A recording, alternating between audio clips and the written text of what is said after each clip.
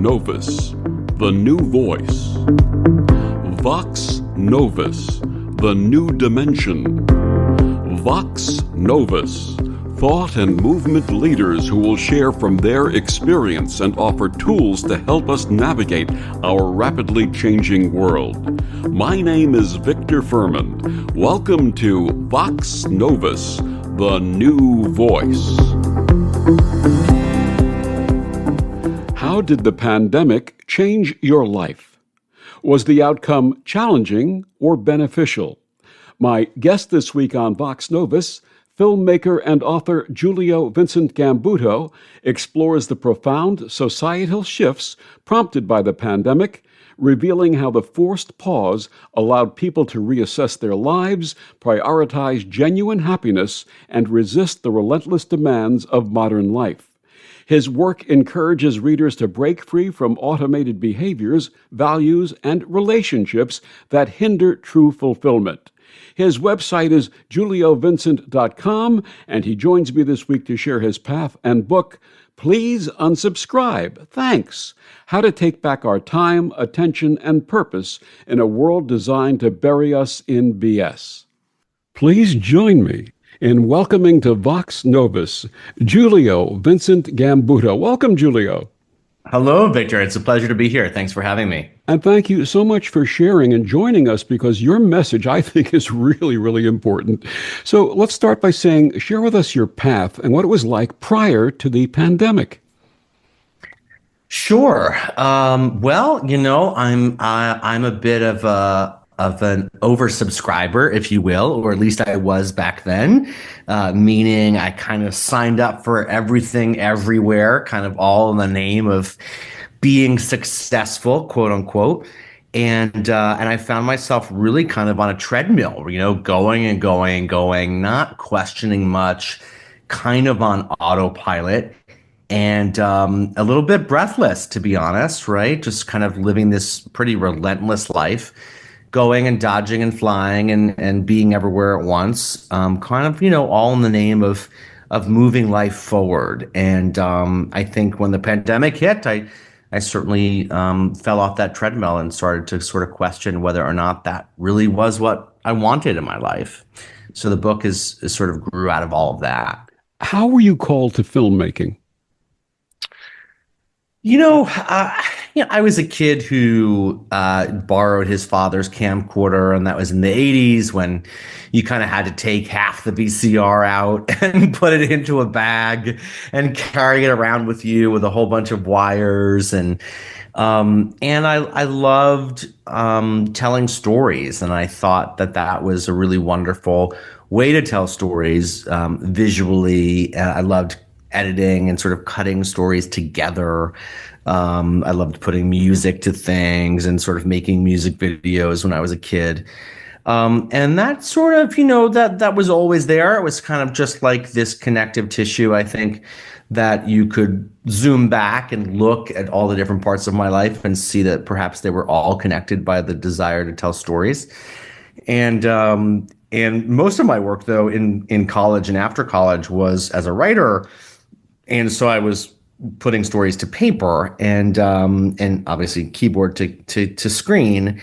And then in my 30s, I decided that I really kind of wanted to make a go of being a filmmaker and kind of, revisit that dream that I had as a kid. And it's been kind of a bullet train since then that hasn't stopped, at least, of course, for the pandemic. So for all creators, each of their projects is like a child. Is there one film in particular that you'd share with us that you're most fond of? Well, I've made a lot of short films. I've made 2 feature films. One I co-directed, which was a film adaptation of James Franco's book called Actors Anonymous. That was an independent film that we made in, I think it was like 2016, 17, or 15, 16. And then my first feature film that I co-wrote and directed was called Team Marco. And it's the story of a young boy who's obsessed with his tech and his screen and his iPad, and his grandfather, who's, of course, a little more old school, drags him to the park and teaches him how to play bocce. And this was really a love letter to my hometown. We shot it. I'm from Staten Island, New York. We shot it completely on Staten Island with about 500 people between the cast and extras, and so it was a really big community event. And I loved it, and I'm incredibly proud of it. And that's out now and streaming, all over the place. So Wonderful. Thank you for sharing wonderful. that. Yeah, that's my baby. If I had to pick a favorite kid, that's it. Your awakening to the issue with modern tech and time consumption started with a sales blast email from J. Crew. What happened when you received that email? Yes, it did. Well, like everybody, I was in the house in March and April of 2020. And at that point, we were all pretty scared and didn't know what was really happening. And we were about 3 or 4 weeks into this nightmare that we now know to be the pandemic. And in the very beginning of the pandemic, sort of like, the first week or two after the shutdown, every corporation in America, every list that you didn't even know you were on was sending you a message to say, hey, remember how to wash your hands, left, right, soap, water, be smart. We don't know what's happening. We're all in this together. That kind of messaging was, all over our screens. And then about 4 or 5 weeks in, suddenly the messaging changed, and it was kind of immediately back to, buy this sweater for 50% off and make sure you buy a car and all of this kind of nonsense. And I found myself really, really enraged. I had gotten this email from J. Crew the morning of, I guess it was like the first week in April of 2020. And they certainly weren't the only ones writing these kinds of emails, but I got their email and I was just kind of floored because I felt like, wow, you had just told me to wash my hands and be safe and that we were all in this together. And now you're selling me, a winter sweater and a turtleneck. And so because of how kind of furious I felt alone in an apartment, hadn't seen my family and friends in 6 weeks or so, 4 weeks or so, whatever it was at that point. And so I wrote this essay called Prepare for the Ultimate Gaslighting, which in a very surreal turn of events went around the world in about 48 hours. And now I think has something like 21 million readers in about 100 countries. And the essay was really kind of a response to that J. Crew email. It was a call for us all to kind of not be lulled back into, lulled into going back to normal. And it really questioned what normal was in that moment. And, obviously it's 5 years later now. And so there's plenty of perspective that we have now that we didn't have then. But my call then was really for people to use the pandemic as a moment to kind of understand if we wanted to keep consuming at the rate that we were consuming, if we wanted to continue to just constantly be marketed to by every company in the known world and universe, and really, what did we want to learn from the experience? So anyway, yeah, it all started with a J. Crew email.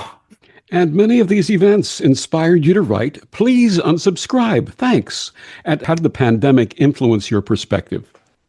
Well, the book is really an evolution of that essay, and it's not so much focused on gaslighting or manipulation or what have you, but it's really kind of the book is a look at the concept of subscription. So you and I know subscription well from, Netflix and, the Book of the Month Club or whatever it might be. And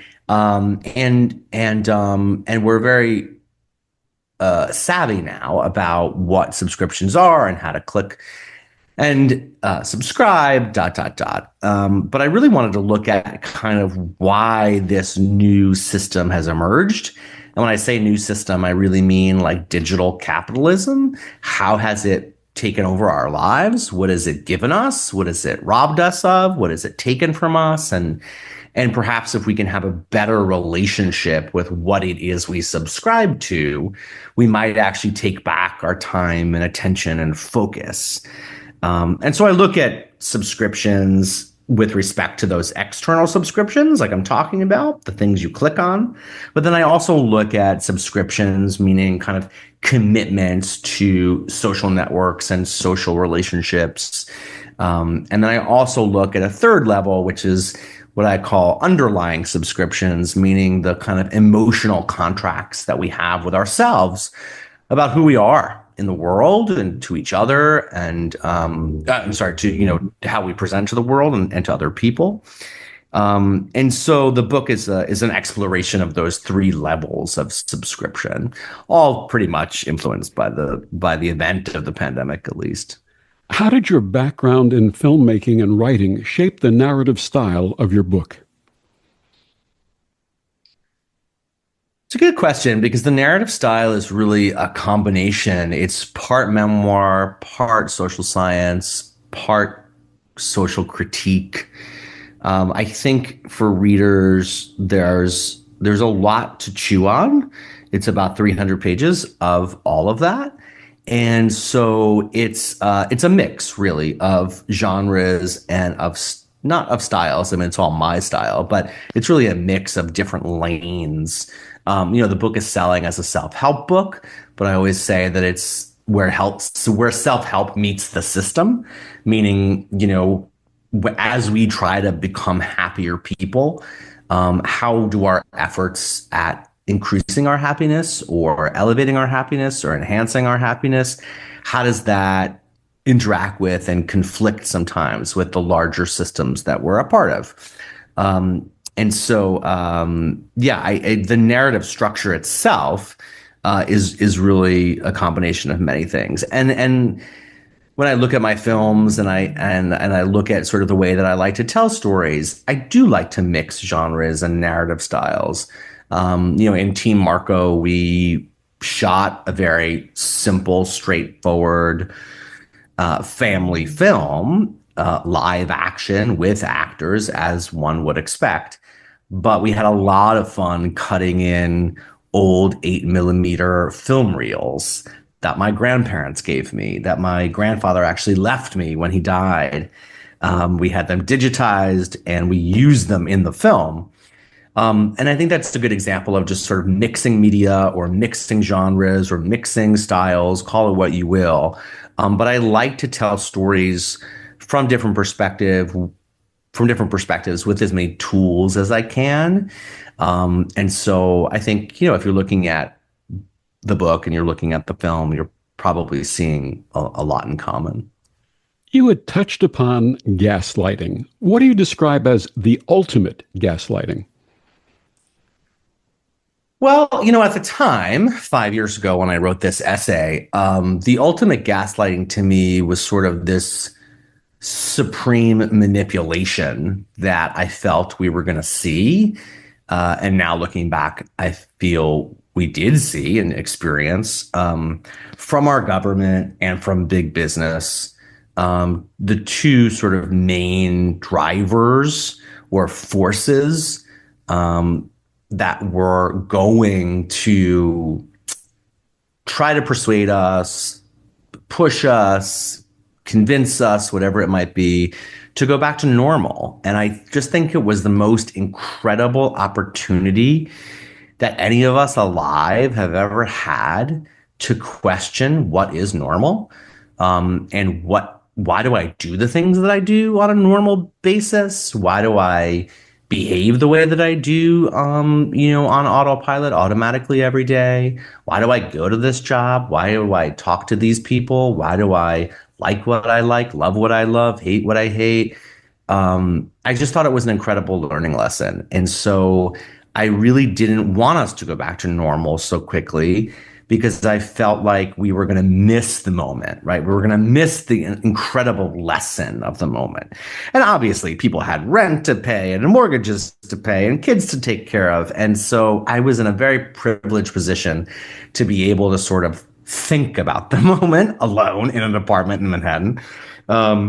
And so with respect to gaslighting, my fear was that we were going to be pushed to move on and to kind of forget what we learned, unsee what we saw, unlearn what we learned, and move forward sort of as if this was just a blip or a glitch in the system, instead of being a major and significant moment in our lives. And so to this day, 5 years later, I still think there are really profound lessons that came out of the pandemic and that apply to our lives, today. And if anything, we're kind of living this strange offshoot of what the world would be like had we shut it down for 6 months or whatever we did. And so I just think that there are great lessons to be learned as it relates to media and tech and all the things that I write about in my book. Very specifically, we are entering an age, we're already in an age where media can be manipulated outright, where you can see things, hear things, experience things that do not exist, that are in a different reality. And I don't mean some like space alien different reality. I mean, someone has crafted them to convince you of something that is not true. And now with AI, that is very, very easy and possible and will get cheaper and cheaper to do. And so, having these tools in the hands of everyone, which is obviously what you want in a democracy, that everybody can have access to the technology of the moment, it can be a very dangerous thing, because what you're going to see and what we're already seeing is that these tools of persuasion and manipulation are being used for ill and for they're not being used for the good of the society. And so, my fear is that and I'm certainly not the only one. The great fear is obviously that it will continue to kind of worsen. There was a lyric from a song in the 1970s that said, "Knowledge is a deadly friend when no one sets the rules. The fate of all mankind, I fear, is in the hands of fools." Mm. Well, isn't that the question, right? Who gets to set the rules? And we're, I think, in this like massive 300 million person debate every day about who gets to set the rules. And we live in a democratic system that is meant to kind of elevate leaders that can help us to set the rules, that can help us make shared agreements among each other about how we ought to behave. But I think that process is in crisis right now. And I think that entire ethos is in crisis right now, because we've been given a technology and have created a technology that sort of tests the limits and the boundaries and even the intentions of that system. Please share with us a couple of personal experiences that illustrate the transformative power of unsubscribing. I love that question. There's so many. I think there's the obvious, right? That unsubscribing at an external level creates a lot more peace in my day, right? It sort of takes the chaos off of my screen, meaning, I don't really have anything that comes in my inbox anymore that I don't want in there. If something creeps in like a weed, I tend to neutralize it quickly. I really think your inbox represents your mind in so many ways. And so I don't like it cluttered. I don't like it overwhelmed. So my day to day, is very different from when I was what I call oversubscribed to now being unsubscribed. There's just a whole lot less coming at me, messages and communications and nonsense, if you will. Also, I watch the news at night, and I watch it for a half hour or so. I don't really spend the entire day online. I don't spend the entire day connected. I don't spend the entire day consuming the 900 different things that happen in our society on a minute by minute basis. And that's, again, a bit of a luxury and a bit of a privilege. But at the same time, I think we all have to be really cognizant of what we're allowing in and what we're focusing on, and what gets to take up our time and attention and energy. That's the kind of low hanging fruit of what has changed. I think at a deeper level, I will certainly share the experience of falling in love. I fell in love during the pandemic, and it was kind of an incredible and continues to be an incredible experience in my life. I think unsubscribing helped me to create a space that someone else could occupy with me. And I say that meaning that I think when you're going and going and going constantly and you're saying yes to everything, sort of in the name of living a rich and full life, which is a privilege to do, you can very easily sort of miss the forest for the trees and not see or at least make space for the things that you really want. And in my case, very specifically, that was love and a partnership and a true partnership. And I think unsubscribing helped me kind of not only create the space literally in my calendar for things like dates and for a relationship to bloom and blossom, but some of the work that I talk about in the book and some of the writing that I do with respect to underlying beliefs is to challenge, our sense of what is love, what is marriage, where do you get the ideas and beliefs that you have about those things, and if they're not serving you, how can you kind of rewrite them and re-envision them and understand them through the lens of, for me now a 47-year-old adult as opposed to perhaps a 17-year-old kid. And that kind of work, I think, has been really powerful for me because it has really allowed my partnership to bloom. So lots of different ways. Congratulations on finding your love and your partnership. Thank you. You're very welcome. My guest is Julio Vincent Gambuto. His book, Please Unsubscribe. Thanks. How to Take Back Our Time, Attention, and Purpose in a World Designed to Bury Us in BS. Julio, kindly tell us where we can find out more about you and your work and also where we can get your books. Sure. So I always recommend your local indie bookstore, but also Barnes & Noble has been very good to us. We were the pick of the month in August of last year and when the paperback came out.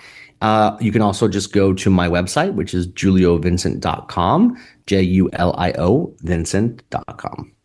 And we'll be back with more of Julio after these words on the Om Times Radio Network. The best of the holistic, spiritual, and conscious world. Om Times Radio. IOM FM. Om Times Magazine is one of the leading online content providers of positivity, wellness, and personal empowerment. A philanthropic organization, their net proceeds are funneled to support worldwide charity initiatives via Humanity Healing International. Through their commitment to creating community and providing conscious content, they aspire to uplift humanity on a global scale. Om Times, co-creating a more conscious lifestyle. Back on Vox Novus, my guest this week, Julio Vincent Gambuto, his book, Please Unsubscribe. Thanks. How to Take Back Our Time, Attention, and Purpose in a World Designed to Bury Us in BS. Julio, how did your friends and family react to your unsubscribing? They thought I was very strange. I think those who read the book really kind of understood that it was very much a thoughtful process.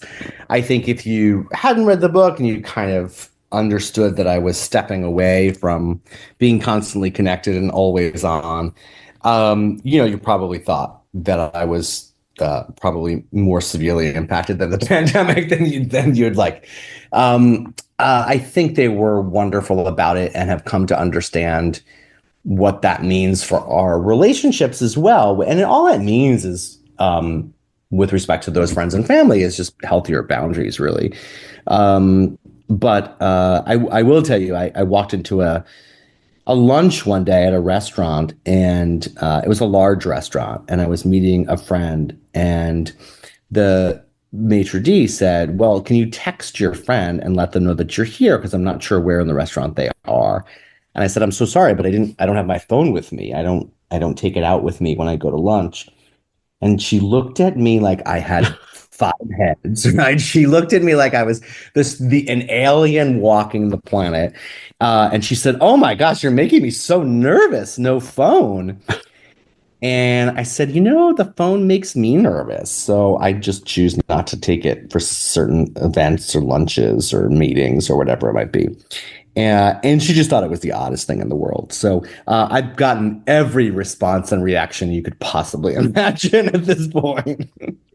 You had mentioned having your relationship ensue when you started unsubscribing. How do you see automated behaviors and societal pressures impacting individual happiness? Yeah.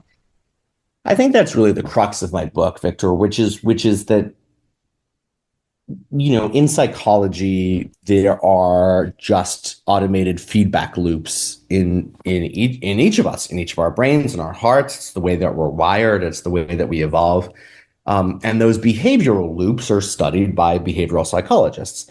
But behavioral loops are the exact same kind of wiring and framework, if you will, internally that has been used to sell us so much crap. And so there is a direct relationship between our personal psychology and behavioral psychology and consumer psychology. And that is all the same thing.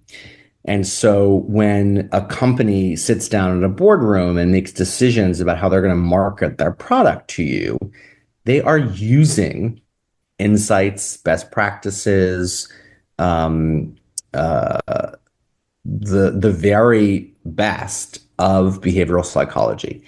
Now, I'm not saying that that's all malicious or anything like that. In fact, much of this is done without malice. It's simply done because we somehow have this belief in our country that you can utilize this kind of knowledge as long as you make money doing it.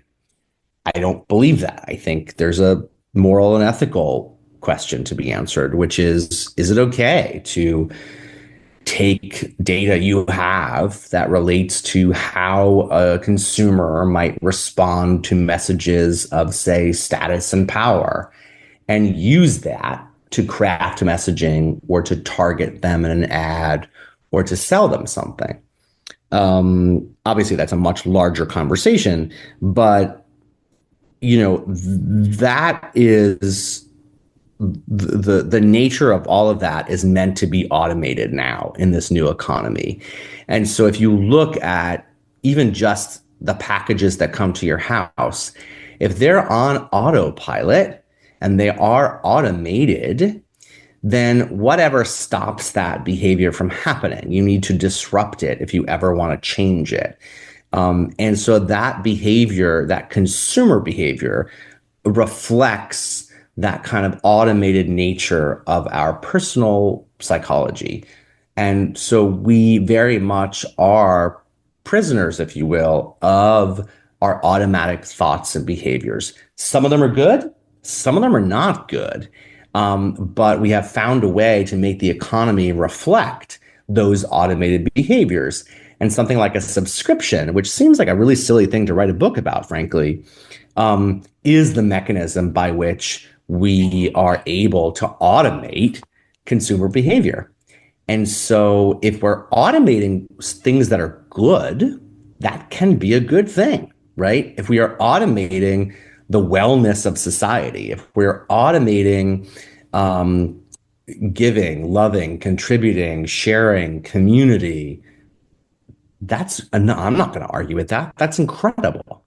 But if what we're automating is wasting resources, overconsumption, keeping up with the Joneses, not feeling good enough, insecurity, you name it, I don't think we're moving toward a better society. In fact, we're moving toward a worse society because we're automating all of that and we're amplifying it and amplifying it and amplifying it with all of the tools that we use to automate it. So, a much larger conversation, which you can kind of find in the first 100 pages of the book. But autopilot is not a good thing all the time, but it has been sold to us in the last 20 years, especially in the last 5 or 10, as an incredible thing, right? It's convenience. It's everything you've ever wanted on repeat forever. Oh my God, who wouldn't want that? The truth is that automation can amplify some of the worst things in our society. And I think we're seeing that happen. And long before AI, as a child of the early 1950s, I remember how advertising was designed to get you to buy everything, including things that were not good for you, such as cigarettes. I remember cigarette commercials back then, where a doctor would be smoking cigarettes and he says, "This is the best cigarette to smoke," and program that into the population who ultimately were getting lung cancer and other diseases from smoking. Yeah, absolutely. And that's where I think, we are in dangerous territory when we don't question, what it is that we're automating. I'm hopeful about the future. I think we live in an incredible place, and I think that our nation goes through ups and downs as every society does. But I think we have to be really mindful of how we use these tools. And in your book, you allude to the importance of brand literacy. Please explain. Absolutely. So, when we were kids, there was you went to the Gap and you were like, yeah, this is the Gap. Great. I get a nice pair of jeans and a t-shirt, and that's the Gap. Now brands are everywhere, and they're quite insidious. They are in every parts of our life. They are in our mailbox, our email box, our phone. We see messages from them all the time, on every screen, all day long. And that's what is contributing to, and just frankly is, the noise of the world right now, right? Is that we are being marketed to at every turn, every moment of the day. And so I advocate for brand literacy, just meaning understanding how brands work, how they're incentivized, what it is that they want, how they're built, what they're built for, how they express themselves. If you look at any given industry, you might say, oh my gosh, there are, 50 brands in this industry. When in actuality, every 10 brands are owned by another brand and owned. And if you trace it all back up the ladder, there's only about 5 or 6 companies in every given industry. In the 90s, we used to have 12 separate airline carriers in the United States, major ones. Now we have 3 or 4. And so that consolidation has led to this, and trust policy has led to this. Our lack of enforcement about antitrust laws has led to this. So there's been a lot of factors that have gotten us here. But we're at a point now where brands dominate, and they can kind of spin themselves into whatever version of themselves they need to get you to buy something.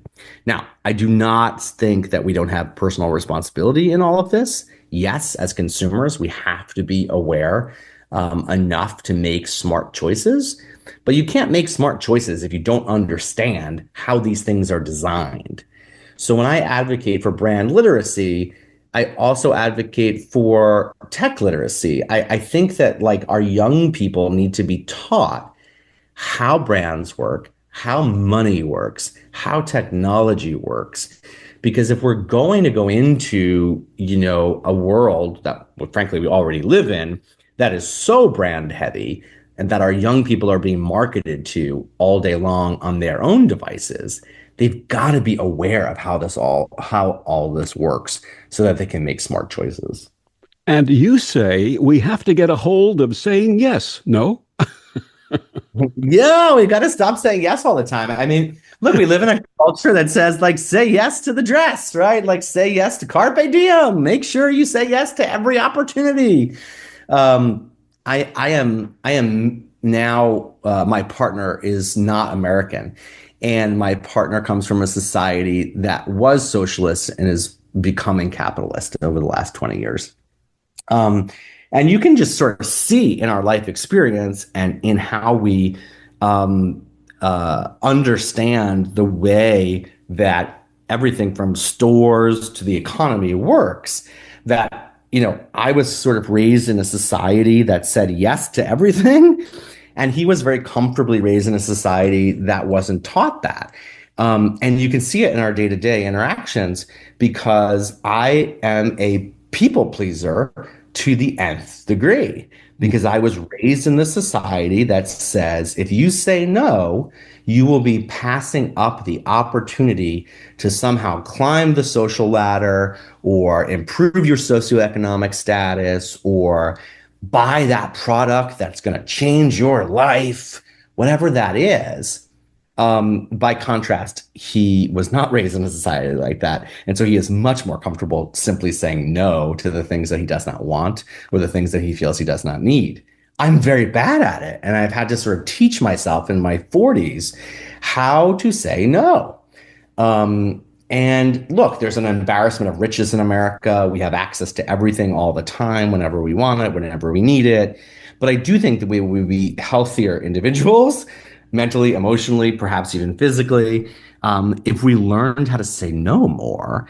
I think that helps protect our day-to-day energy more. I think that helps protect our calendar and protect our inbox. I think it helps us protect our mental space, so that when the things that come along that truly matter to us, we have the time and energy and attention and focus and cash to say yes.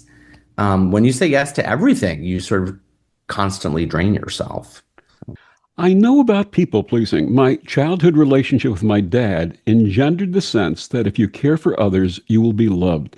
And so I became a people pleaser following this, ultimately resulting in my own health issues being neglected.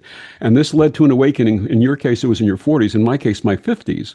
And the creation of healthy boundaries. I learned it was okay to say no when my energy was being usurped and to only say yes when appropriate. I've been writing poetry since I was a kid, and this inspired a poem. Can I share that with you? Please. It's called The Healing Power of No. A time comes for choosing, rather than losing, the essence that makes us so.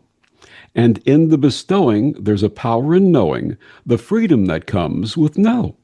When said with compassion, not angry in fashion, and letting the self-love flow, there's a sense of renewing and deep soul imbuing the awareness that comes with no. So with gentle voice and the power of choice and the courage to make it so, I'm still here, my friends. There's no means in this end, just the healing that comes with no. Wow, Victor. That's incredible. And that should be all over the internet right now. Well, it is. I've shared it on Facebook. Good. I'm glad. I'm glad. I actually published a book of poetry last September, and it would be my That's pleasure to send you a wonderful. copy. Send you a Please copy do. of that book when we're Yes, done. please do. Absolutely. Well, that's incredible. I mean, look, you've hit the nail on the head in the most poetic way possible. Yeah, there is great power in no, and there is great power in yes, but you have to know when to wield both of them. And I think the older you get, perhaps from my generation, who was raised in this sort of way of people pleasing in the 80s and 90s, because the economy was what it was, we have sort of learned now later on in life the power of no.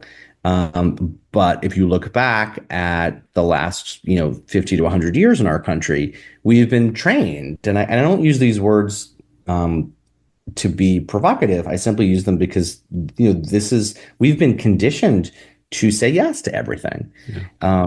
And there's incredible power in understanding your own boundaries and what you need to get through the day, the week, the month, life, and to be able to say no to the things that are just not going to fit. We are aware of the negative effects tech addiction has for kids, but what about adults?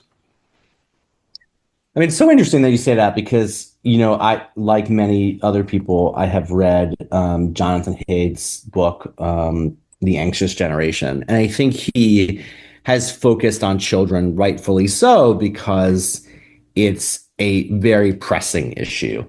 I think my book is a little bit broader and sort of calls on us as adults to also do the things, or at least respond, knowing how dangerous this is. I think it's as dangerous for adults as it is for kids. I don't think that because you're older, you somehow automatically have more wisdom about these tools.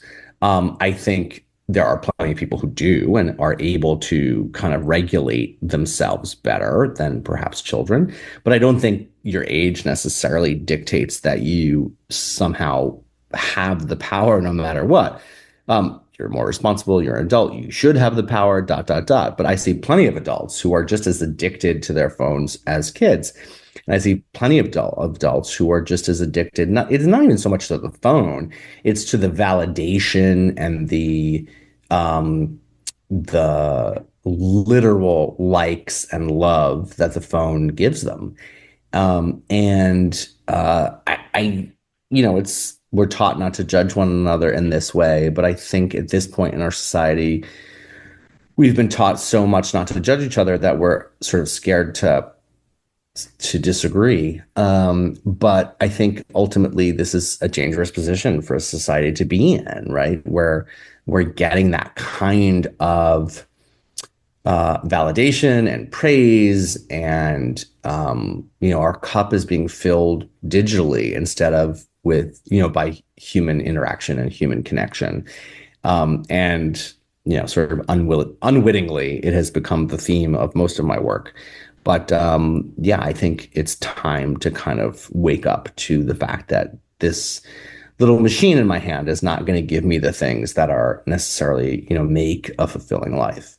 My guest, Julio Vincent Gambuto, his book, Please Unsubscribe, Thanks, How to Take Back Our Time, Attention, and Purpose in a World Designed to Bury Us in BS. We'll be back with more after these words on the Om Times Radio Network.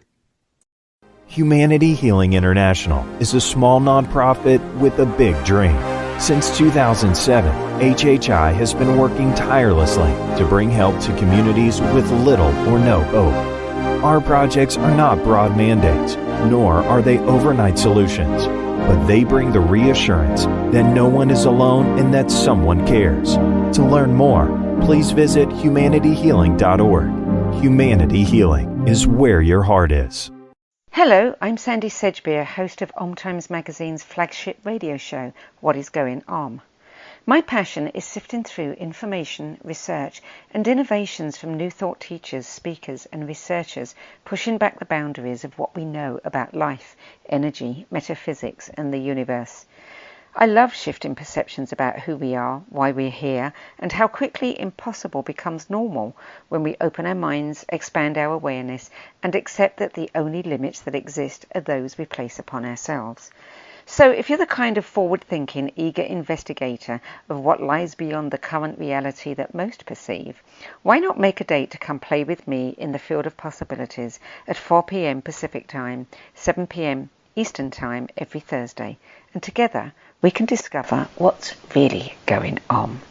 Hi, this is Bill Maher. I can find humor in almost anything, but one thing I never laugh about is cruelty to animals. If you don't get the joke either, write People for the Ethical Treatment of Animals, 501 Front Street, Norfolk, Virginia, 23510.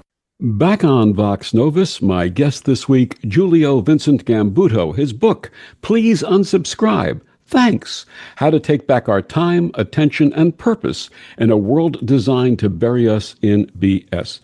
Let's take a look at some of the practical steps that readers can use to unsubscribe from the aspects of life that no longer serve them. Tell us about digital detox. Sure. There's a couple of ways you can really sort of flirt with all of this, if you will, or get your feet wet. And one of them is to just do a digital detox where you look at a week or a month or 3 months, whatever you're comfortable committing to. And you step away from all the digital tethers that keep you going. So what do I mean by that? I mean, stepping away from Facebook, Instagram, TikTok, whatever it might be.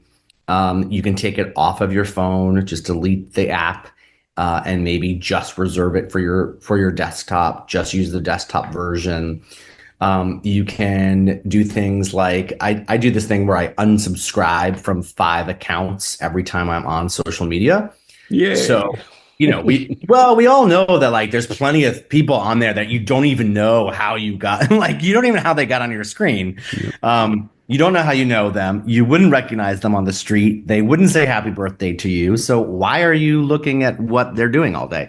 So my practice is that every time I'm on social media, I delete 5. So whether it's an organization, a brand, a person, and trust me, there are way more than 5 that you scroll through that you're uninterested in. So I do that as a practice. I do a practice. I think you can do a digital detox by simply doing what I mentioned earlier, going to lunch one day without a phone, going to a meeting one day without a phone. Obviously do it safely, know where you're going, get the directions first, all of the above. But test yourself, push yourself in small ways to breathe the air and, literally step in the grass, if not literally, figuratively, and reconnect with nature in ways that perhaps you don't do because you are so tethered. I'm not pretending any of this is easy, Victor. It is quite difficult. But I do think that once you start in small ways, you get to sort of remind yourself in those ways that in fact there is a whole world happening if you look up from your screen. So digital detox I think is really important, and it can be sort of a length of your choosing. It doesn't have to be, really onerous. And one of the things that I started doing actually last year and continue to do to today is I mute every possible notification on the phone and computer. Oh, that is yes, that is stage 1 for me. Absolutely. Like nothing pings all day long. I don't want to feel like a Pavlovian dog all day. So I think it's really important to just silence everything. Look, if you're a mom and you have kids, or there's like particular moments in your day or people that you need to hear from and the things are an emergency, obviously, make those adjustments as you see fit. But I think as a general rule, yes, turn all the pings and the dings and the rings off. You know where to get the information. You know where it's housed. You know where it will come.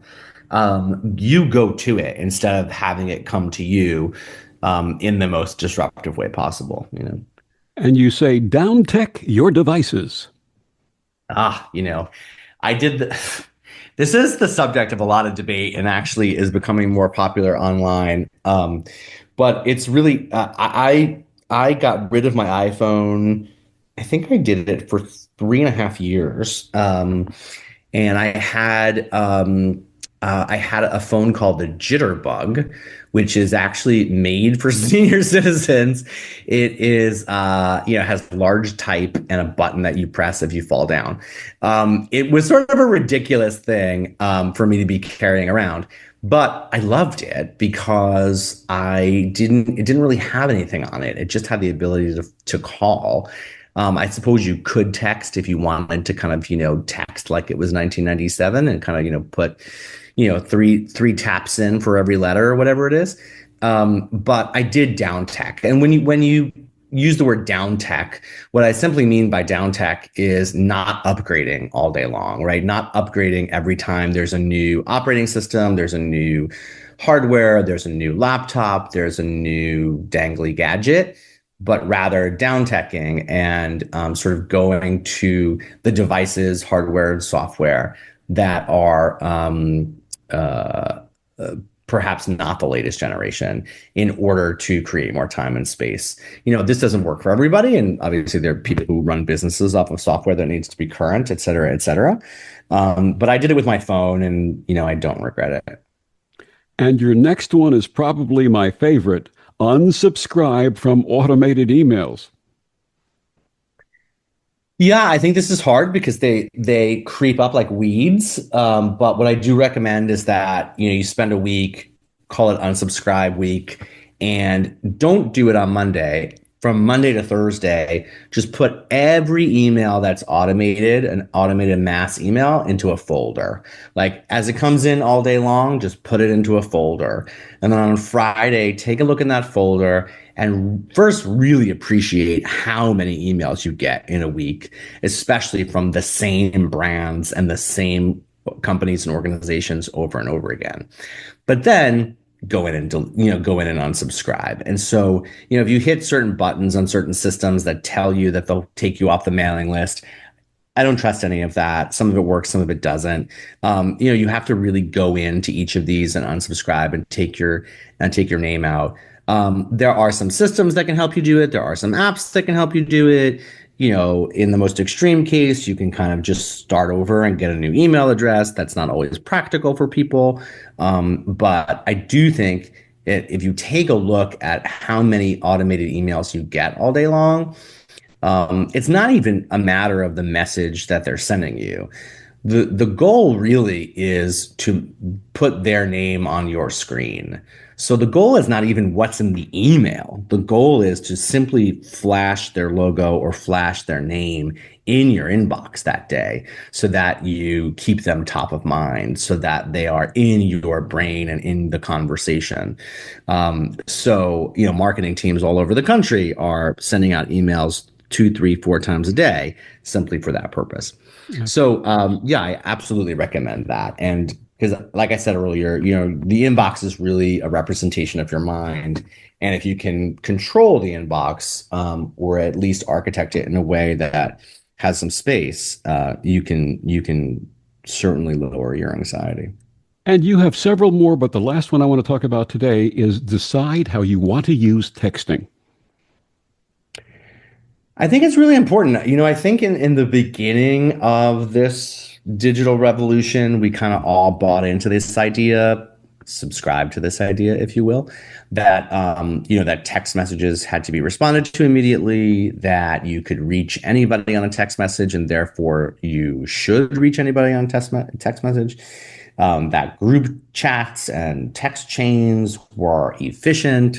We've been sold a lot of stories about this, but ultimately, I think you just have to make the decision that this is a channel of communication, and how do I want to use it? It's the same thing as Facebook or Instagram and the inboxes that come with them, or your email, or these are all different channels of communication. So it's okay to set boundaries and structures about how you will use them, how often you'll use them, how often you'll check them, and maybe what you'll use them for. I have a friend who she says only mommies on text message, meaning her texts are just full of other mothers and fathers, people in the neighborhood, the school, her kids. That's like her mommy channel. So if anything comes to it that's from a retailer or a marketer or a political campaign or even a friend or a colleague or work or anything, she kicks those people out of the texts, meaning she takes it to email. She says, nope, this is not the right spot for it. I'll meet you on email, or I'll get back to you tomorrow by email, or, hit me up somewhere else. Is that more management? I suppose it is, but it does keep the channels cleaner and clearer so that you're not exhausting yourself sort of managing not only your children, but your local congressperson's campaign and your Verizon bill all in the same breath. Absolutely. One of the things that I've personally become aware of in the last 25 years is the importance of creating sacred space. How do you define this, and why is it important in your process? Yeah, I mean, that's probably the thing I would love your listeners to get the most from this conversation. It's not just, who wants to read a 300-page book about email? I don't, right? The book is really about creating sacred space. And sacred space to me is space that is yours, in which you can do anything, think anything, feel anything, be anything. And if you're lucky and you're in a relationship that protects that sacred space, then you're probably with someone who appreciates the sacredness of that space or the sanctity of that space.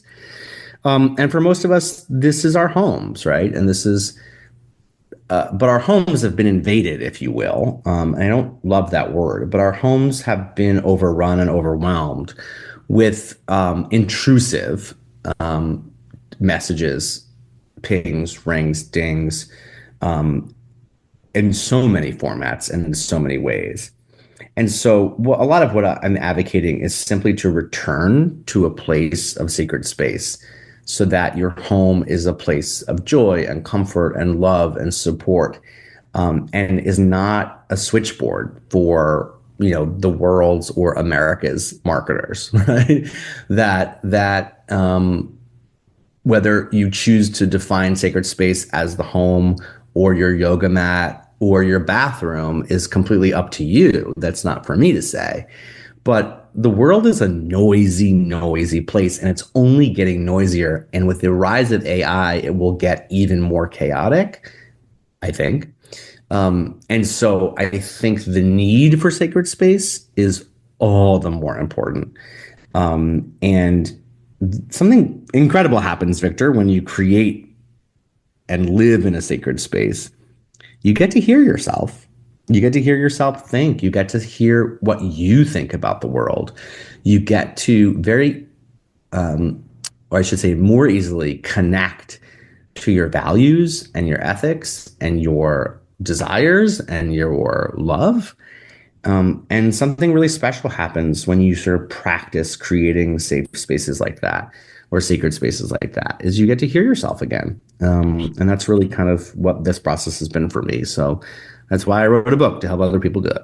His name is Julio Vincent Gambuto. His book, Please Unsubscribe, Thanks, How to Take Back Our Time, Attention, and Purpose in a World Designed to Bury Us in BS. Julio, one more time, please share with our listeners where they can get your book and find out more about you and your wonderful work.